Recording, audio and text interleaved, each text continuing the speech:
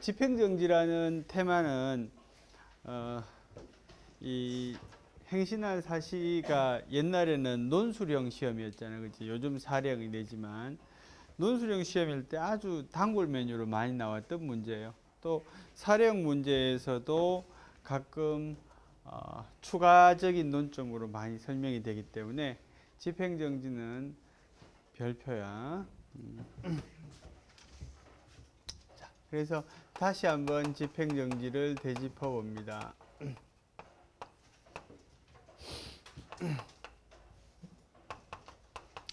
집행정지는 이제 원칙은 뭡니까? 집행부정지 원칙이 원칙이다, 그지? 원칙은 집행의 부정지다, 그지? 집행의 부정지다. 그 다음에 집행을 정지할 건지, 그 다음에 집행을 정지하지 않을 건지, 집행 정지를 원칙으로 할 건지, 부정지를 원칙으로 할 것인지는 정책의 문제다, 그지? 사법 정책적인 문제다. 사실 처분의 종류에 따라서 집행 정지가 적절한 것도 있고 집행 부정지가 적절한 것도 있을 것이다, 그지? 그런데 어쨌든지 우리나라의 법제는 정책상 집행 부정지를 원칙으로 한다, 그지? 그 다음에 범위는 어떻습니까? 범위는 취소 소송에서 기본적으로 규정이 되지만 무효 확인 소송에는 적용이 된다, 안 된다? 무효 확인 소송에서는 적용이 되겠어요, 안 되겠어요? 무효 확인 소송에서는 적용이 됩니다, 그지? 부작위 위법 확인 소송에서는 적용이 되게 안 되게? 부작위 위법 확인 소송에서는 적용이 되지 않습니다, 그지? 이유는 뭡니까? 부작위 말 그대로 자기가 없었기 때문에 집행을 정지시킬 대상이 없는 거지, 그지? 이거 뭐야? 정지의 대상이 없는 거예요, 그지? 자, 그러면 당사자 소송에서는 적용이 될까 안 될까? 당사자 소송에서는 되겠어요, 안 되겠어요? 당사자 소송에서는 안 돼요, 그죠? 왜냐하면은 얘는 처분을 다투는 소송이 아니잖아요, 그지? 처분을 다투는 소송에 대해서 처분의 집행을 정지하는 것이기 때문에 당사자 소송에서는 적용되지 않는다, 그지?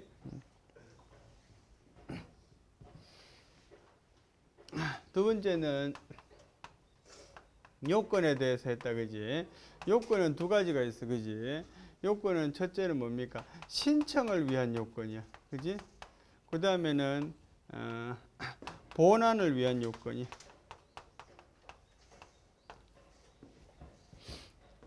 본안을 위한 요건에서 중요한 게 어떤 개념이라 그랬죠? 회복할 수 없는 불이익이 있는 거, 그지? 집행을 정지시키지 않음으로써 회복하기 어려운, 회복 불가능한 손해가 발생할 우려야, 그지? 회복 불가능한 손해가 발생한 우려가 있어야 된다는 거지. 회복 불가능한 손해라는 것은 주로 어떤 손해라 그랬어요? 경제적인 방법으로 복구할 수 없는 손해. 그렇게 해야겠지, 그지?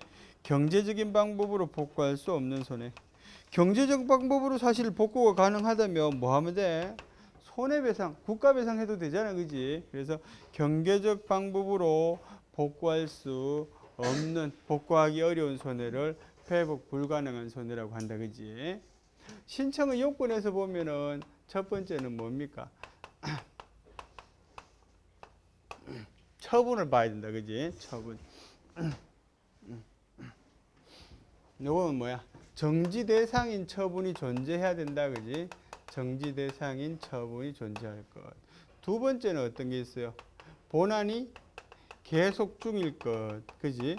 본안이 계속 중이어야 되겠다, 그지? 세 번째는 뭡니까?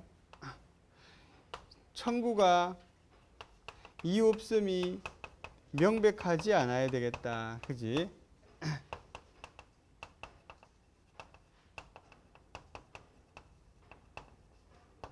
이런 것들이요, 그지?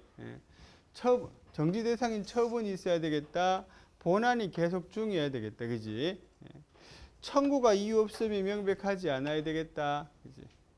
요것에 대해서는 두 가지 견해가 있다 그랬지. 학설은 뭡니까? 학설에서는 이거 뭐 필요 없다 이렇게 주장하는 학설도 있다, 그지? 근데 판례는 이것을 필요하다고 이야기한다, 그지? 학설에서 불필요하다는 이야기는 뭡니까?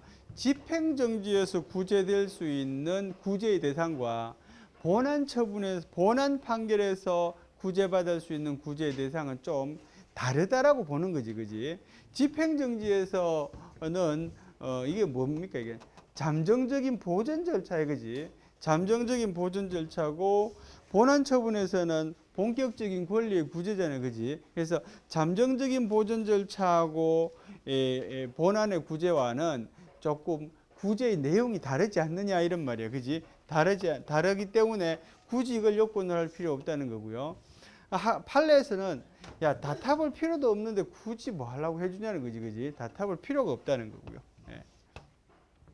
본안이 계속 중이라는 말은 뭡니까? 집행정지의 신청이 본안보다는 후에 이루어져야 된단 말이에요, 그지? 집행정지 신청, 그러니까 본안에 대한 소제기가 있고 나서 그 이후에 하든지, 요 말은 뭔가 하면 본안 제기 후 혹은 동시에 해라 이런 말이에요, 그지? 본안 제기 후에 하거나 혹은 동시에 해야지 된다는 거지, 그지? 본안 제기 전에 하면 어떻게 돼요? 본안은 없는데 집행정지만 신청하는 것은 안 된다는 거지, 그지? 그래요. 그래서 다만 어떤 때 본안 제기 후라도 본안 제기 전에 집행정지 신청이 있으면, 집행정지 신청이 있는 것은 이거는 하자가 있는 신청이겠지, 그지? 예. 그래서 집행정지 신청에 대한 결정이 나오기 전에, 집행정지에 대한 결정 전에 본안 제기가 있으면 요 하자는 뭐 된다? 치유될 수 있다, 그지? 예. 집행정지는 본안 제기 이후에 하는 건데, 만약에 집행정지 신청을 먼저 했다면 그 집행정지에 대한 결정이 나오기 전에 본안에 대한 제기가 있으면 하자가 치유될 수 있다, 그지? 자, 그 다음에 여기 늦게 한 이유는 사실은 있잖아, 얘가 제일 관심이 많은 부분이에요. 집행정지에서 관심이 많은 부분을, 좀 중요한 쟁점이라고 생각되는 부분을 굳이 꼽자면 있잖아, 얘가 중요한 쟁점이고요, 또 얘가 중요한 쟁점인 거지, 그지? 판례에서 의미 있게 다루어지는 것들은 회복 불가능한 손해가 발생할 우려가 무슨 뜻이냐, 그 다음에 집행정지의 대상은 뭘 말하느냐, 이거란 말이지, 그지?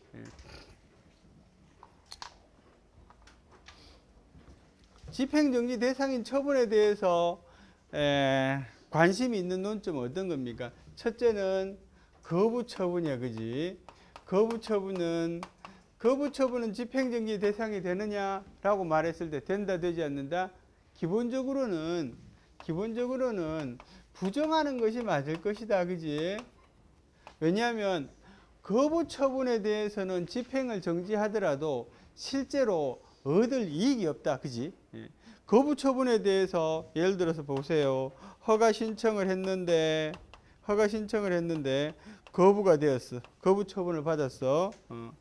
근데 집행을 정지해봤자 거부만 정지될 뿐, 그지? 그래서 허가를 신청한 상태로 되돌아갈 뿐 허가의 처분이 나오지는 않는다는 말이지, 그지? 이 이유는 뭐라고? 실익이 없다.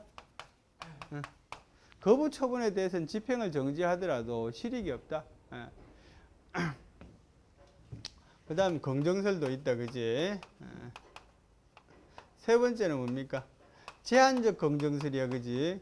제한적 긍정설은 기본적으로는 거부 처분에 대해서는 집행을 정지하더라도 회복될 실익은 없지만, 때로 그것이 구제될 실익이 있다면, 그런 말이야, 그지? 구제될 실익이 있다면 구제해 줘야 되지 않느냐는 거지, 그지?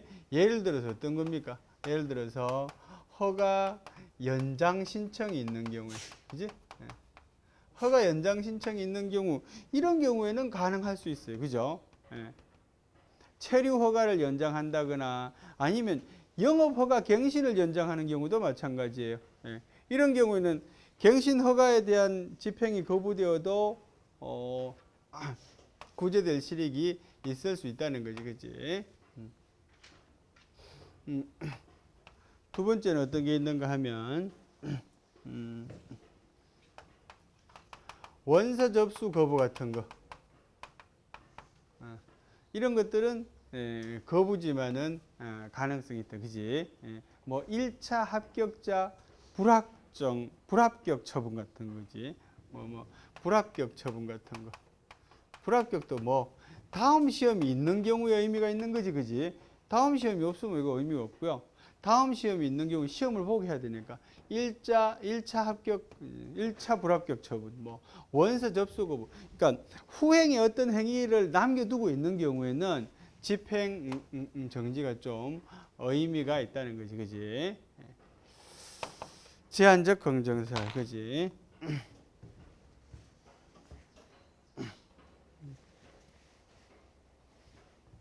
그 다음에는 두 번째는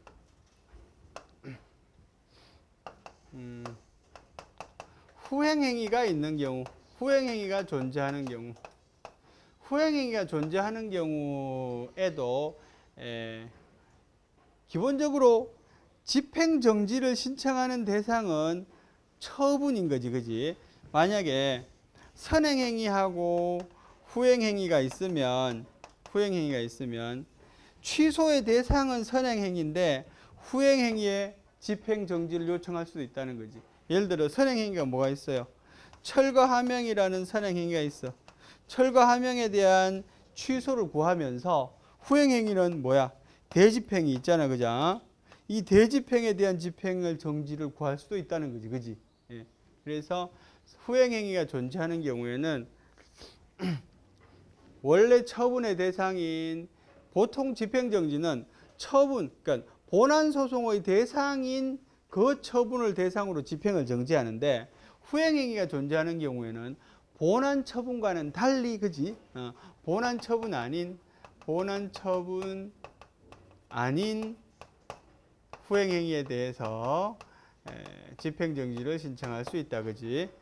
본안 처분, 여기 뭡니까? 선행행위가 되는 거지. 예컨대 이런 것들. 그지?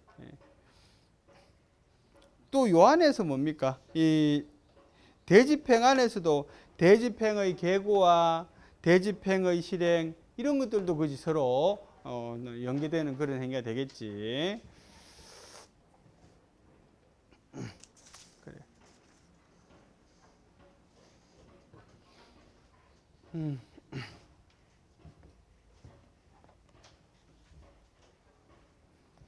본안의 요건은 회복 불가능한 손해가 발생할 우려가 있어야 되고 집행을 정지함으로써 공공침해가 없어야 돼. 그지? 공공의 복리에 반하지 않아야 된다. 일반 사회적인 침해는 발생하지 않아요. 집행을 정지함으로써 다른 사람한테 어떤 불이익을 줘서는 안 되겠다 이런 말이지. 그치?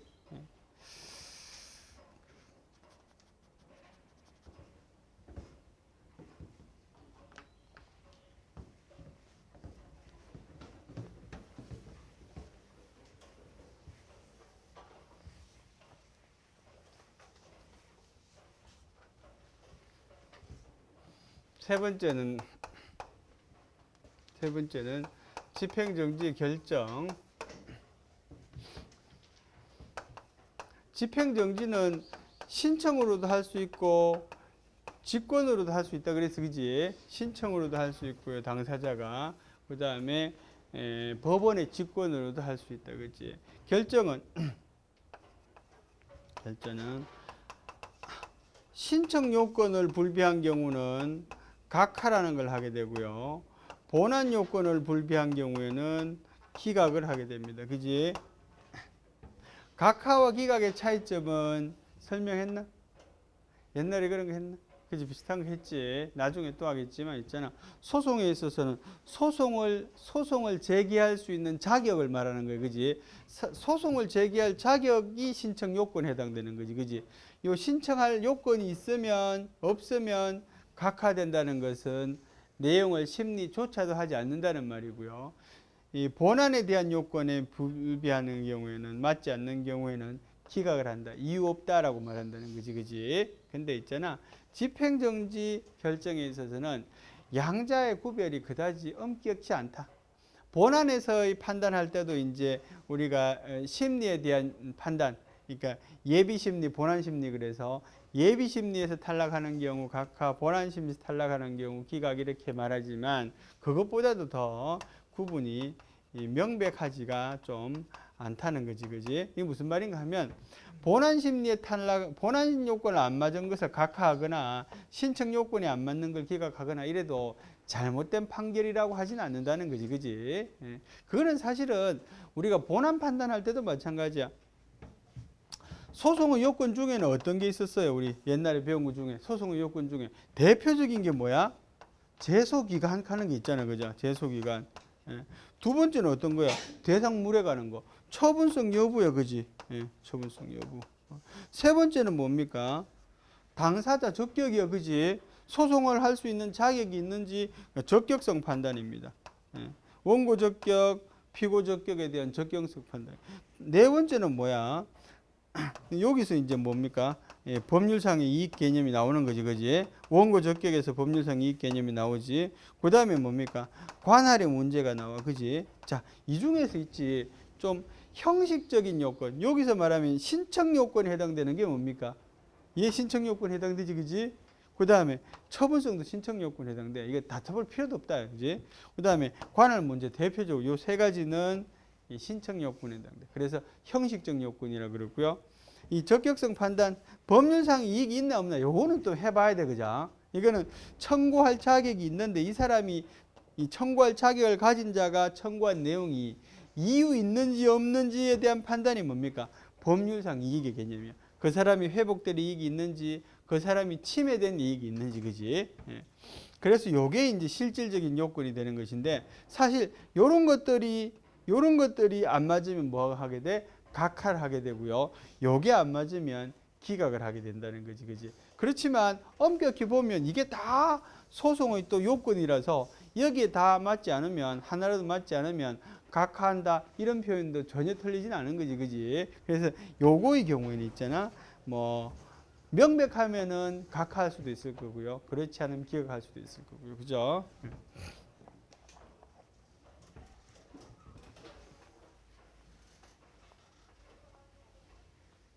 결정. 그 다음에는 그래서 이제 내용. 그럼 집행정지는 집행정지를 하게 되면 어떤 것을 정지하게 되는가 하면 우리 법조문에 보면 이렇게 되어 있어요. 집행정지를 설명할 때는 처분의 집행을 정지하거나 절차의 속행을 정지한다 이래 돼 있어. 그래서 내용은 크게 이제 세 가지로 이야기합니다. 첫째는 처분의 효과가 정지되는 경우, 처분의 효과가 정지되는 경우. 두 번째는 집행이 정지되는 경우, 처분의 집행이 정지되는 경우.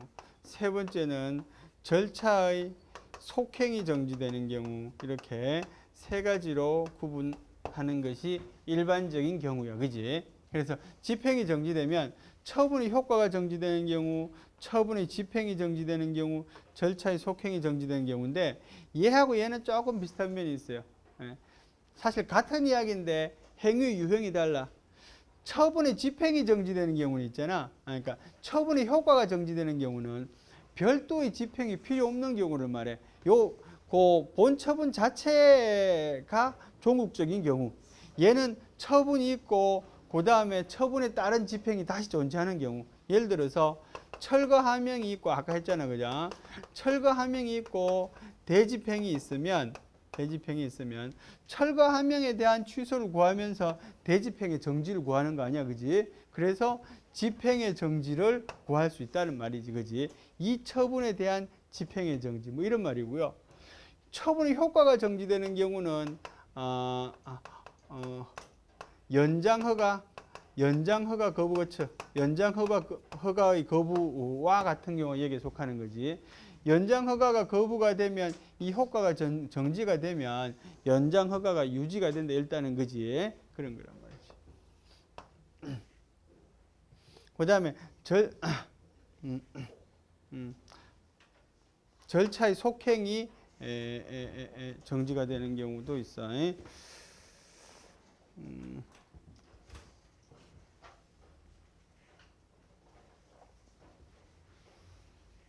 틀렸어. 요게 밑에가 여기 해당되네. 철거함령이 있고 절차의 속행이 선행행위, 후행행위의 구분이 있는 거야, 그지? 위에 건 좀 있다. 미안해. 철거함령이 있고 여기에 대해서 대집행이 이루어지는 경우가 절차의 속행에 해당되는 것이고요. 처분의 집행의 정지는 강제 출국 같은 경우.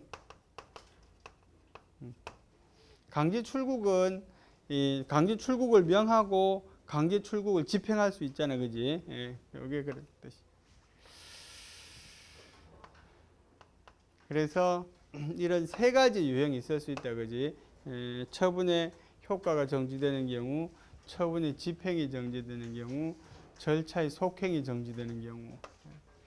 그래서 강제 출국이 이 강제 출국 명령이 있으면 강제 출국 명령에 대한 취소를 구하면서 강제 출국의 집행을 정지할 수가 있다는 거죠. 그지?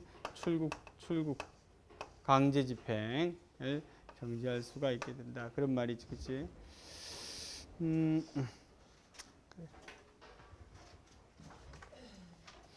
자, 그래서 대강 이런 거 해봤어요. 지난번에 했던 거 다시 잘 정리를 했고요. 자, 그 다음에 할 거는 가처분에 대한 거예요, 그치? 가처분.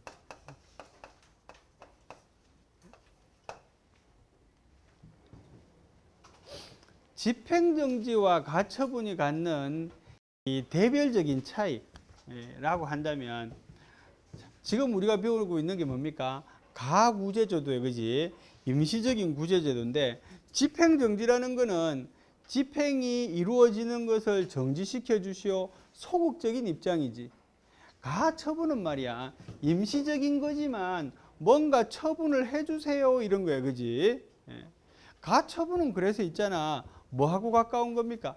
집행정지가 자귀하고 가까운 것이라면 가처분은 기본적으로 부자귀하고 가까운 거예요, 그지? 뭔가 아무것도 안 하고 있으니까 뭔가 좀 해주시오라고 말하는 거란 말이지, 그지? 그래서 이거는 있잖아. 이거는 집행정지가 소극적인 어떤 액션이란 말이지, 그지? 소극적인 내용이라면 가처분은 소극적인 구제라면, 그지? 가처분은 적극적인 구제를 요청하는 거다, 그지? 그 다음에 집행정지가 자귀에 대한 것이라면 주로 가처분은 부자귀에 대한 구제다, 그지? 이거는 뭡니까? 구제의 대상이야, 그지? 구제의 대상이 집행정지는 자기적인 것을 전제로 한다면 가처분은 부자기적인 것을 전제로 한다는 말이지, 그지? 근데 문제는 어디 있어요? 문제는 집행정지는 뭐가 있다고? 이 집행정지 제도는 이거는 행정소송법 규정에 있어요. 행소법 규정에 이미 잘 존재를 하고 있다는 거지, 그지? 근데 가처분 제도는 규정에 없다, 그지? 규정이 없어요. 규정이 없으니까 문제가 되는 거지, 그지? 규정이 없으니까. 그런데 우리 행정소송법 8조 2항에 보면 행정소송법 8조 2항에 보면 오케이. 그래서 뭐야?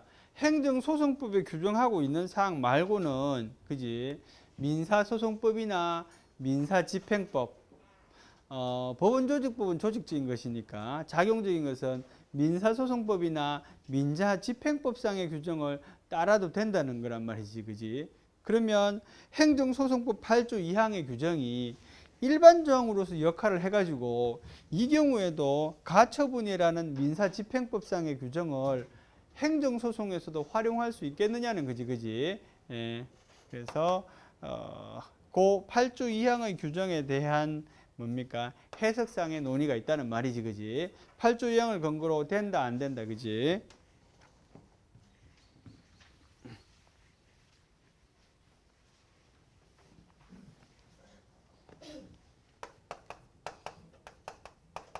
그래서 학설적으로는, 그지? 첫째는 이 긍정설 보자, 그지? 긍정설은 뭡니까? 아까 말한 것처럼 행정소송법 8조 2항에 보면 야, 이 법에서 정하지 않은 사항은 민사소송법이나 민사집행법 규정을 따를 수 있다라고 하지 않았느냐. 그지? 그래서 행정소송법 8조 2항의 규정을 근거로 해서 가처분 제도를 쓰는 것도 문제가 되지 않는다라고 이야기하는 거지. 그지?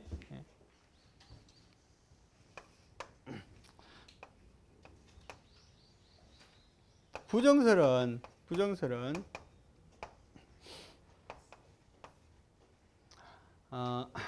내가 지난 시간에도 말했지만 집행정지제도라는 것이 정지제도라는 것이 이 정지제도가 바로 가처분제도의 뭐 하는 거야? 특별한 형태라는 거지, 그지? 집행정지제도가 바로 가처분제도의 특별한 형태이기 때문에 8조 2항에서 이 법에서 정하지 않은 것을 따라라고 말한 것은, 그지? 민사소송법이나 민사집행법상의 규정을 따라라고 말하는 것은 의미가 없다는 말. 이미 따랐단 말이지, 그지? 가처분제도의 특별한 형태로서 집행정지제도를 두고 있기 때문에 여기에는 8조 2항의 규정을 적용할 수는 없다는 거지, 그지? 그러니까 민사소송법이나 민사집행법상에는 있고 이 행정소송법상에는 없는 제도 중에서 원용 가능한 것을 원용할 수 있다는 뜻인데, 이거는 이미 유사한 제도를 두고 있기 때문에 8조 2항을 여기에 적용하는 것은 적절하지 않다라고 보는 거지, 그지? 두 번째는 말이야, 사실 여기는 내가 지난번에 말한 어떤 뉘앙스가 담겨 있는가 하면 민사법상의 구제제도는 아주 다양할 수 있고요, 법에 정해지지 않은 구제제도도 활용할 수가 있을 수 있단 말이지. 그렇지만은 행정소송상의 구제제도는 법에 정해진 거, 법정화되지 않은 구제제도는 수용하기 어렵다는 그런 뉘앙스가 깔려 있어요, 그죠? 법정화되지 않은 구제제도는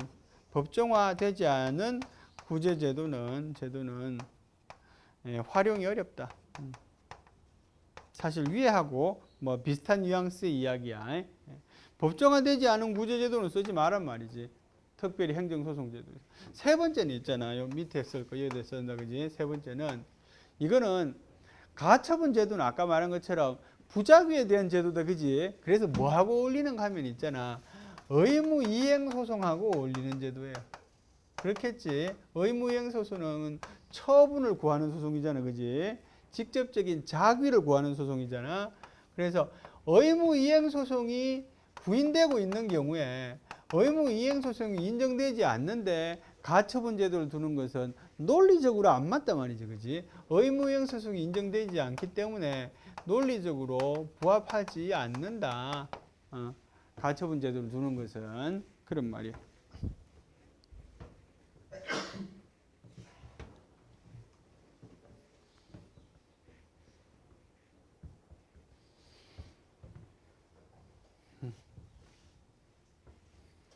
판례는 어때요? 판례도 부정하는 입장이야, 그지? 판례도 가처분 제도를 부정하는 입장이다, 그지?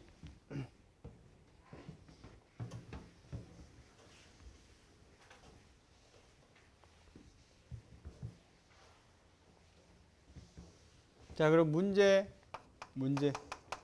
당사자 소송에는 가처분 제도가 적용이 될까 안 될까? 이건 생각해 보는 거지, 그지? 당사자 소송에서 가처분 제도의 인정 여부.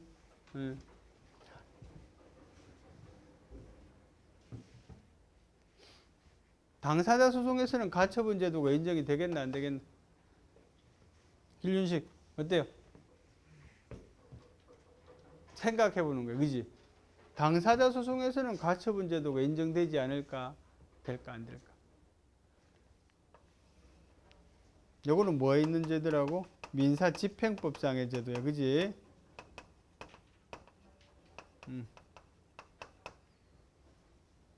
당사자 소송이 갖는 성격을 생각하면 돼, 그지? 예, 될 것 같아, 안 될 것 같아?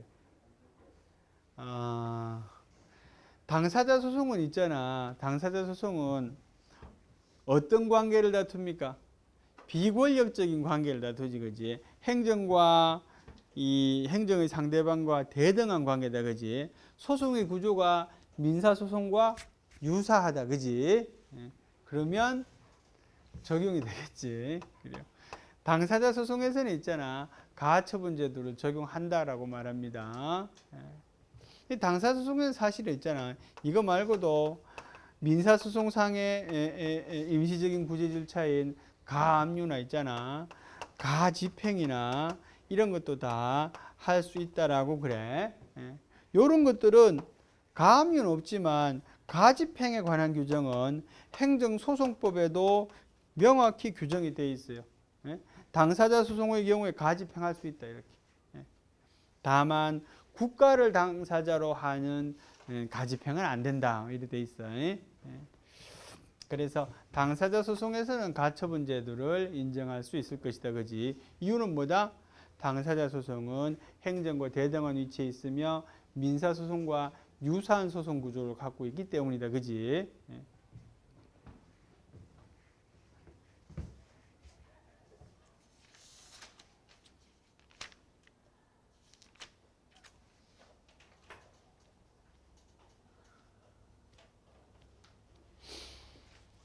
어,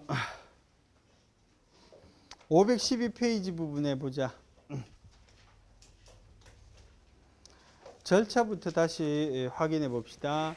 집행정지의 절차는 당사자의 신청이나 본안을 판단하는 법원, 그걸 계쟁법원, 그지?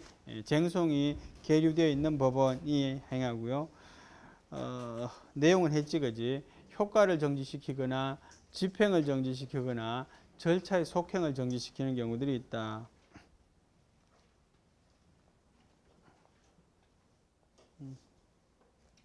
효력은 형성력이 있어. 처분이 없던 것과 같은 상태가 된다. 그지? 대인적인 효력. 당사자 관계행정청 제3자에게도 미친다. 그래요. 당사자나 관계행정청한테 미치는 효력을 요 나중에 배우지만 기속력이라 그래. 그래서 그러니까 이 효력을 표현하는 방법에는 있잖아. 형성력과 기속력이 있다 이렇게 표현해도 되고요. 그러니까 형성력은 그런데 제3자적 효력이 있거든. 그래서 대세요라고 그래. 그래서 형성력과 기속력이 있다 이렇게 표현해도 되고 여기처럼 형성력이 있고 대인적인 효력이 있다 이렇게 표현해도 되고 그지. 그다음 시간적인 효력은 주문에다가 존속 시기를 부기하는 것이 원칙인데 이거는 언제까지? 본안 판결까지, 그지? 본안 판결이 나오면 임시적인 조치니까 의미가 없잖아, 그지? 그래서 본안 판결이 확정될 때까지라고 본다, 그지? 주문에서 정하지 않은 경우는 본안 판결이 확정될 때까지 집행정지 효력이 미친다, 그지? 집행정지 결정의 취소, 집행정지가 공공복리에 영향을 미치거나 이건 뭡니까? 집행이 정지됨으로써 제3자나 아니면 뭐 다른 사회에 불척의 손해를 일으킬 수 있다거나 그지? 그 다음에 정지 사유가 없어진 경우에는 집행정지 결정을 취소해야 된다. 그지? 집행정지 요건 중에 사실은 어떤 요건? 본안적인 요건에 부합하지 않으면 그지? 본안적인 요건이 해제가 된다면 그러면 집행정지 결정을 취소할 수 있겠지. 아까 말한 것처럼 뭐 회복할 수 없는 이익이 있을 거라고 생각했는데 뭐 다시 시간이 지나면서 그것이 회복될 기미가 보였다거나 그지? 아니면 공공복리에 어떤 침해가 발생한다거나 아니면 사실 집행정지라는 거는 시간적으로도 있잖아. 좀 급박할 때 그런 상황일 때 해당된단 말이지, 그지? 근데 뭐 그런 사유가 없다면 그런 말이지. 집행정지를 받아들이지 않은 경우 불복, 취소 결정에 즉시 항고할 수 있다. 이 경우 즉시 항고는 결정의 집행을 정지하지 못한다. 이 말은 무슨 말입니까? 이 말은 즉시 항고를 요청한다고 해서 집행은 정지되지 않는 당연한 이야기지, 그지 사실은. 가처분의 문제 했고요.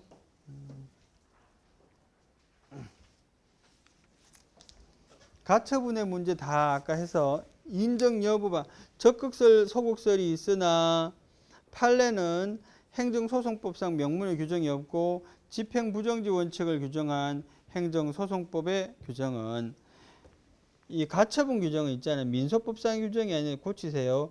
민사집행법상 이렇게 고치세요. 민사집행법상 가처분 규정에 대한 특별 규정이므로 이를 준용할 수 없다. 뭐 아까 설명한 건 더 부가하면 좋겠지. 긍정적인 견해, 부정적인 견해.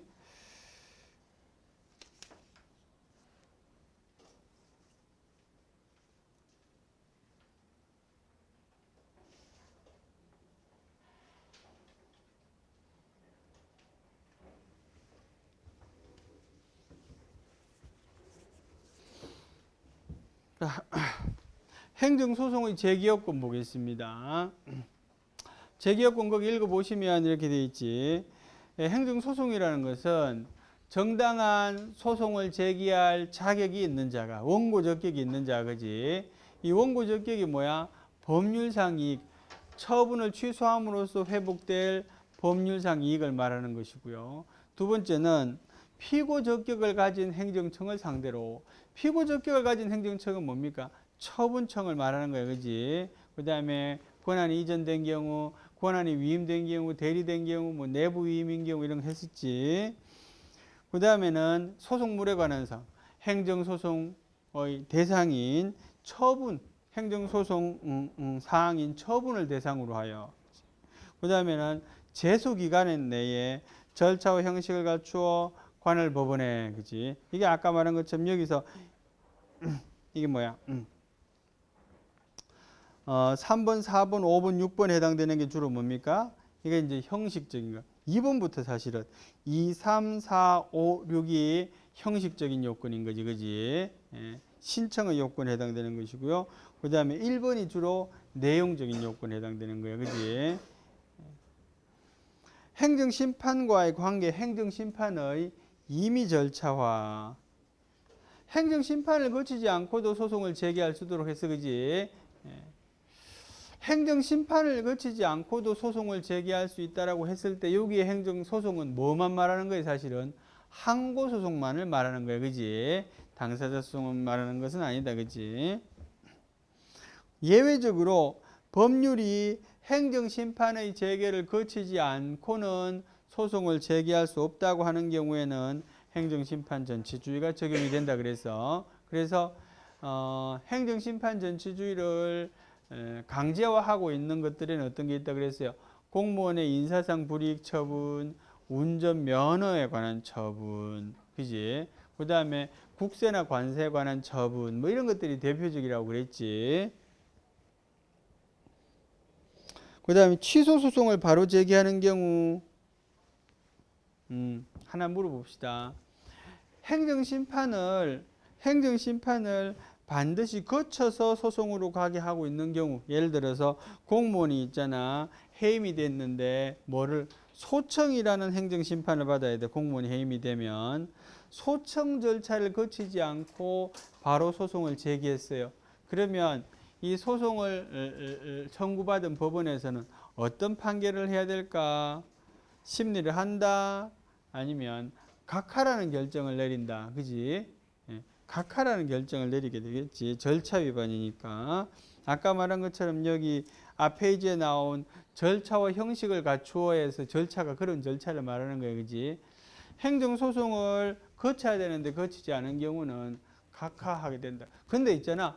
소송을 계속하던 중에 행정심판을 제기하고 행정심판의 재결이 소송에 대한 본안 판결 나오기 전에 나왔어. 그럼 어떻게 돼요? 그러면 하자가 치유되는 겁니다. 아까 집행정지하고 비슷해, 그지? 그래서 행정심판을 거치지 않은 경우라도 본안소송의 판결 전에 행정심판이 제기되어서 재결이 나와야 돼. 그러면 하자가 치유된 걸로 본다, 그지? 근데 소송 계속 중에 심판이 제기만 되고 심판의 재결이 안 나와. 그러면 치유는 안 돼. 재결이 나와야 돼. 어쨌든지 본안 판결, 소송에 대한 본안 소송 판결 전에 재결이 나오면 되는 거지, 그지? 바로 소송을 제기할 수 있는 경우, 행정심판 전치주의를 취하고 있지만 바로 소송을 제기할 수 있는 경우는 어떤 경우냐? 첫째, 행정심판 청구일로부터 60일 이내에 재결이 없는 경우, 처분의 집행이나 절차의 속행으로 인해서 중대한 손해를 예방할 긴급한 필요가 있는 경우에, 이거는 시급을 다투는 것이기 때문에 이 심판을 거쳐서 소송으로 가는 시간적인 여유가 없다 그런 말이야, 그지? 그런 경우에는 바로 할 수 있다. 그 다음에 행정심판위원회가 재결을 못할 사유가 있는 경우에, 재결을 못할 사유라는 건 아주 예외적인 사유겠지. 뭐 행정심판위원이 단체로 교통사고가 나거나, 그지? 예정하기 좀 어려운, 그지?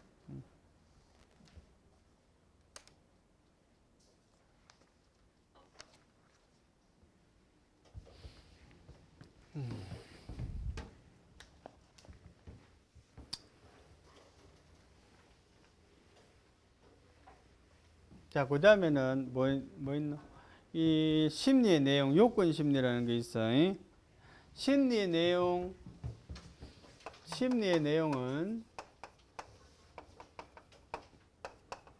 요건에 관한 심리를 하고요. 그 다음에는 뭐 합니까? 본안에 대한 심리를 하게 된다, 그지?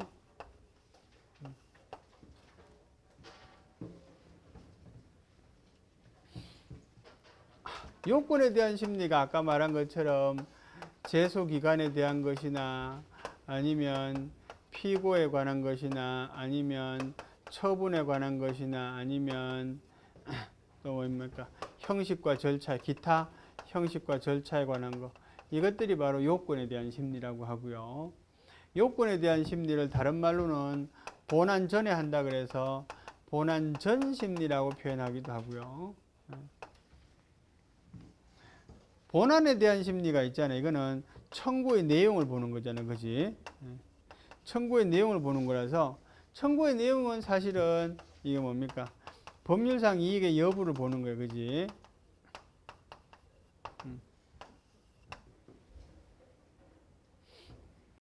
청구한 내용이 뭡니까? 내가 그 처분으로 인해서 법률상 이익을 침해당했고 취소 소송을 통해서 침해된 이익을 회복할 수 있다라고 주장하는 것이거든요. 그래서 본안 심리의 내용이라는 것은 사실은 법률상 이익이라는 거, 원고 적격과 관련되는 것을 사실은 다투는 거야, 그지?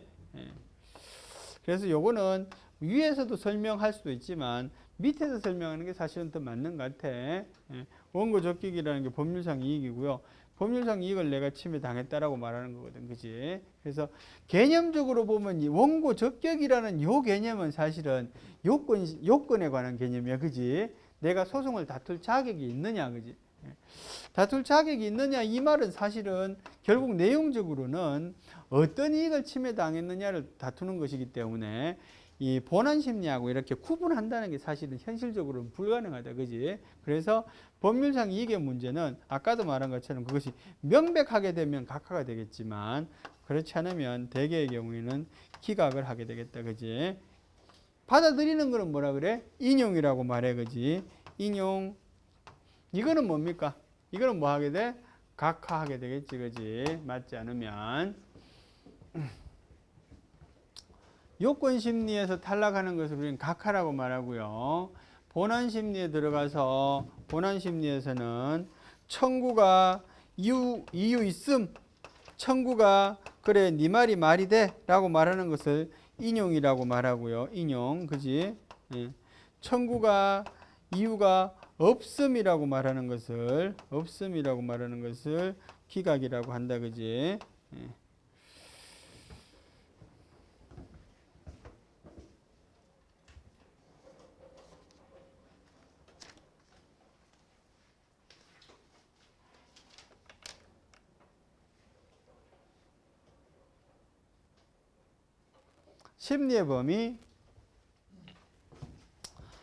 심리의 범위 맨 앞에 뭐 있노? 불고불리의 원칙, 그지? 불고불리의 원칙. 이 불고불리의 원칙은 우리 집 꼬마가 요즘 그 중학생인데 말이야. 법률 퀴즈 대회 나간다고 그래서 이렇게 중학생들이 보는 생활 법률 책 같은 게 있어요. 그거 보니까 이게 나오대. 문제 중에 불고불리의 원칙이 나와. 그래서 사실 그렇게 중요한 원칙인가? 내 속으로. 근데 이제 입에 달기 편한 거지. 여러분, 내 기억으로는 내가 학교 다닐 때는 대학생 퀴즈 프로가 많이 유행했어요. 여러분 몇 년생이야? 몇 년생이야, 정민? 93년생이구나. 그래요. 네 태어나기 전에 있었던 일이구나, 그지? 내가 87년도에서 91년까지 이제 대학을 다녔는데, 그때 제일 대학생 퀴즈 프로가 유행이었어요. 응? 제목이 뭐였더라? 생각이 안 나네. 퀴즈 아카데미라는 프로가 있었어요. 예? 그래서 유명 연예인들이 나와서 이렇게 문제를 내주고 대학생이 푸는데 이제 1등 하면 유럽 여행 같은 거 시켜주고 그랬어요. 근데 그런 대학생 퀴즈 프로에도 가끔 답으로 나오는 불고불리 원칙. 나도 1학년 때 그 대회에 나가본 경험이 있는데, 지금도 생각나는 문제가 뭔가 하면, 헌법 중에서 평등의 원칙 보면, 성별, 연령, 관로하고, 뭐에 따라 차별 대우를 받지 않는데요, 관로, 사회적 신분, 이런 거. 그런 게 있어요. 그리고 불고불리라는 거는 있잖아. 불고불리.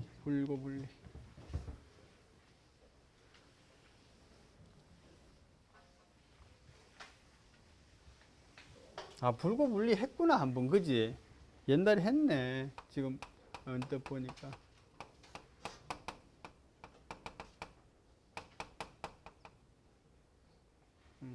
불고불리라는 거는 고하지 않으면 심리하지 않는다, 이런 말이거든요. 그죠? 요거는 뭡니까?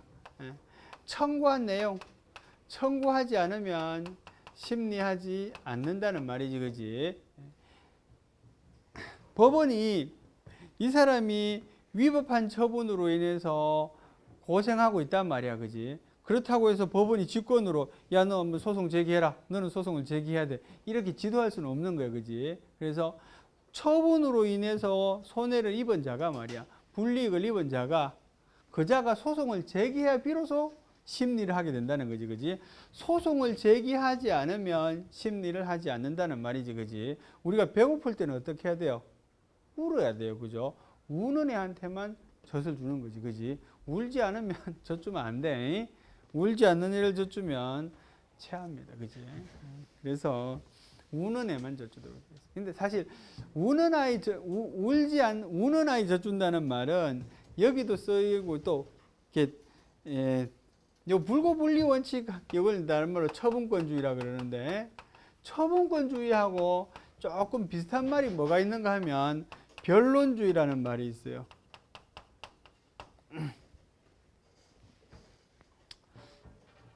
얘하고 얘는 조금 비슷한데 뭐가 다른가 하면, 처분권주의라는 것은 이거는 사실은 소송의 개폐에 관한 거예요. 소송의 개폐. 그러니까 소송을 청구하고 내리는 거지. 소송을 청구하는 것도 나의 자유고, 소송에 대해서 근데 이게 뭡니까? 취소하는 거, 문 닫는 것도 나의 자유라는 말이지. 그게 처분권주의라는 거고요. 변론주의는 있잖아. 개별적인 주장 내용. 얘하고 얘는 조금 달라. 얘도 소송의 청구라는 것도 주장이잖아, 그지? 소송의 청구가 여러 가지가 있을 수 있어요. 첫 번째는 이걸 해달라, 두 번째는 이거 해달라, 세 번째는 이거 해달라. 요런 거는 처분권주의에 해당되는 거고, 이 소송의 청구 내용을 뭡니까? 구제받기 위해서 하는 개별적인 주장에 관한 것이 바로 변론주의입니다. 요거는 사실은 뭐에 관한 거야? 그걸 싸움으로 본다면 무기에 관한 거예요. 내가 뭐를 주장하면 판사를 설득할 수 있을까? 그런 것들이 바로 변론주의에 관한 거라는 말이지. 근데 판사가 야, 요 상황에서는 말이야, 네가 요걸 한번 입증하면 네 말을 내가 믿어줄 수 있어. 이게 뭐야? 이게 직권주의야. 이거에 상대하는 말이 바로 직권주의, 직권주의. 직권주의 중에서도 이거 뭐야? 직권심리주의야. 직권심리주의. 직권심리주의. 예. 직권으로 심리한다는 말은 심리를 할 때 이 원고가 말이지 주장하지 않는 거에 대해서도 이 판사가 직권으로 심리해 보는 거예요. 그죠? 내가 심리해 보니까 네가 주장하지 않았지만 내가 심리해 보니까 조사해 보니까 말이지 이런 내용이 이렇더라라고 할 수 있다는 거지. 그지? 근데 직권주의는 이게 원칙이고요. 변론주의가 원칙이고 직권주의는 예외적으로 채용하고 있어요. 그죠? 민사소송에서는 직권주의가 있겠어요? 없겠어요? 없어요. 민사소송에서는 개인들끼리의 다툼이기 때문에 법원에서 이래라 저래라 한다는 웃기는 이야기가 되는 거지. 그런데 행정소송에서는 달라. 국가하고 다투는 것이기 때문에 법원에서 이래라 저래라 조금은 할 수 있다는 거야. 그지? 변론주의가 원칙이지만 직권주의가 보완돼서 적용이 될 수 있어요. 그죠? 행정심판에서는 있잖아. 직권주의가 더 이렇게 뭡니까? 본연의 역할을 하게 되는 겁니다. 심판에서는 직권주의가 원칙적으로도 적용될 수 있어요. 그죠? 그래서 처분권주의라는 말은 소송에 대한 개폐, 소송을 청구할 건지 말 건지 또 어느 정도 청구할 건지, 그지? 그 다음에 소송에서 청구된 내용을 뭡니까? 성소를 위해서 내가 개별적으로 주장하는 것에 관한 것이 바로 변론주의다. 그지? 이것은 개별적인 주장과 입증에 관한 입증, 그지? 입증. 내가 그 주장의 내용에 대해서 뭔가로 이렇게 뭡니까? 증거를 대겠다는 말이잖아요. 그죠? 그런 것들을 변론주의라고 하고요. 그래서 소송의 심리에 관한 것은 사실은 요거는 처분권주의에 관한 이야기를 주로 하고 있고요. 그 다음에는 재량행위 심리. 재량행위는 사법 통제의 대상이 되지 않습니다. 그지? 재량행위는 기본적으로 사법 통제의 대상이 되지 않아요. 그지? 그런데 어떤 경우에는 사법 통제의 대상이 돼요? 일탈하거나 남용하는 경우에는 위법하기 때문에 사법 통제의 대상이 된다. 그지? 행정심판에서는 재량행위가 행정심판의 대상, 행정심판에 의한 통제의 대상이 돼. 그지? 왜냐하면 심판의 경우에는 소송의 경우와는 달리 소송에서는 뭐를 다툽니까? 위법성에 대한 판단을 합니다. 그지? 심판에 대해서는 부당 또는 위법에 대한 판단을 하게 되잖아. 그지? 여기서 재량행위에 대한 통제가 이루어지게 되는 거죠. 그죠? 그래서 심판과는 달리 소송에서는 재량행위는 그 자체로는 말이야. 재량행위 그 자체로는 사법 통제의 대상이 되지 않습니다. 그지?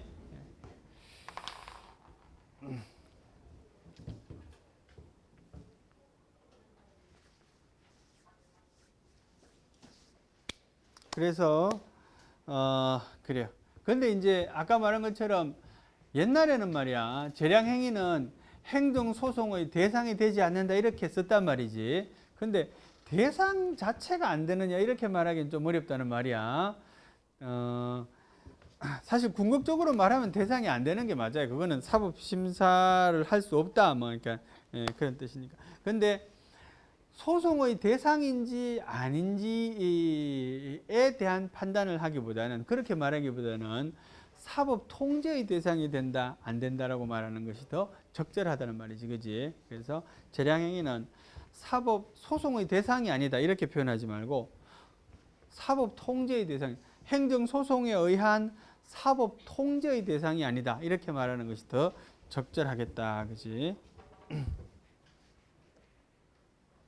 그다음 심리 절차, 공개 심리주의. 소송은 기본적으로 공개 심리주의야, 그지? 공개주의. 그러니까 우리 방청하러 갔잖아, 그지? 공개주의. 공개주의는 뭡니까? 뭐를 확보하기 위한 거야? 공개주의 반대말은 뭐겠어요? 비공개주의겠지, 그지? 공개주의를 원칙으로 하는 것은 뭘 확보하기 위한 거야? 공정성을 확보하기 위한 거야, 그지? 다른 사람한테 보여줄 수 있을 만큼 떳떳하다 그런 뜻이야, 그지? 예.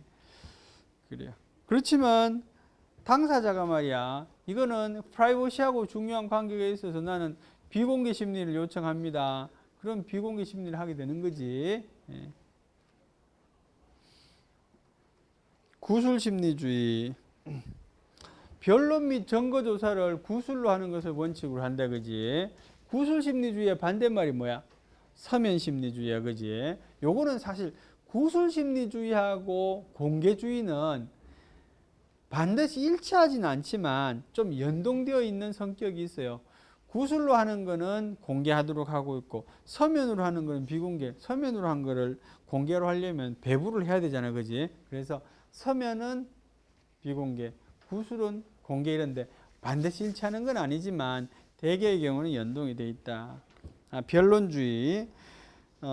는 다른 말로 당사자주의라고도 하며 그런 뜻이야, 그지? 당사자주의라고도 하며 증거의 수집과 제출, 증거의 수집과 제출을 당사자 원고의 책임 하에서 한다는 거지, 그지? 법원이 지도하지 않고 아까 말한 것처럼. 변론주의란 소송 자료의 수집, 제출 책임을 당사자에게 있다고 하는 심리 절차를 말한다.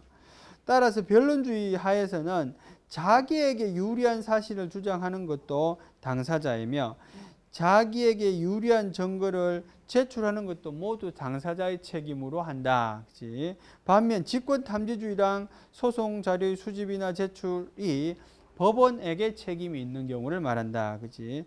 직권탐지주의 하에서는 당사자가 주장하지 않은 사실을 법원이 주장할 수 있고 법원이 스스로 증거를 채택할 수도 있다. 그런 말이야. 그치? 민사소송은 사익 실현으로서 변론주의가 관철되나 당사자 소송에서는 변론주의가 반드시 관철주의 되지는 않는다. 그지? 법원이 개입하기도 한다. 그래서 변론주의를 원칙으로 하지만 직권주의가 예외적으로 적용이 된다.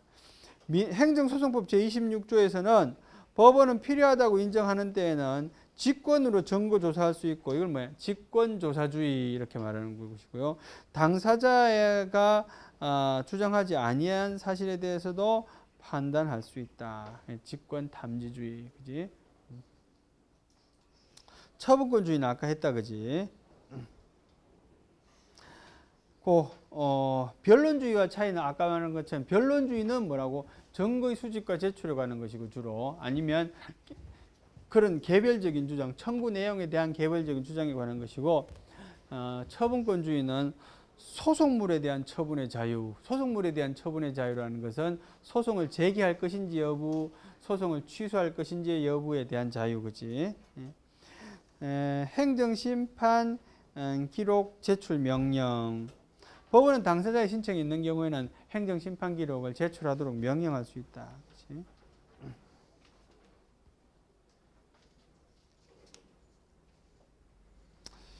특수한 심리 절차 위에서 설명하고 있는 것처럼 직권탐지주의가 어느 정도 개입할 수 있느냐, 그지? 직권탐지주의가 주된 심리 절차로 개입하느냐 아니면 보완적인 심리 절차로 개입하느냐 그런 말이야, 그지? 맨 밑에 보면 뭡니까? 변론주의, 보충설, 소곡설 이게 다수의 입장이에요. 판례와 다수의 입장.